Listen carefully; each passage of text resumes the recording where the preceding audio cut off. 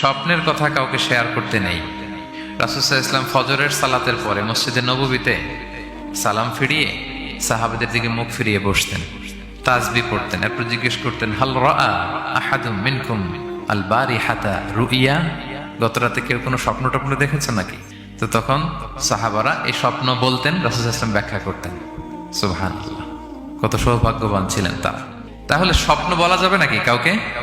স্বপ্ন বলবেন কাউকে না। খুবই শুভাকাঙ্ক্ষী, আপনার একেবারে ক্লোজ ফ্রেন্ড, তাকে বলতে পারেন। আর অনেক বড় আলেম যিনি ভালো ব্যাখ্যা করতে পারবেন, আপনাকে গাইড করতে পারবেন, তাকে বলবেন।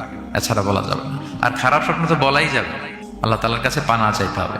তাহলে ঘুমিয়ে ঘুমিয়ে যেটা দেখি এটা কারোর কাছে বলা যাবে না। আর যেটা পাওয়ার আকাঙ্ক্ষা মানুষকে ঘুমাতে দেয় না, ওইটাও একটা স্বপ্ন। বলে না যে আমার জীবনের স্বপ্ন আমি এটা করব, এটাও স্বপ্ন। এই ভিশনও শেয়ার করা যাবে না কারোর সাথে। আপনারা তো ব্যবসায়ী মানুষ, টিপস শিখাই দেয় কিছু।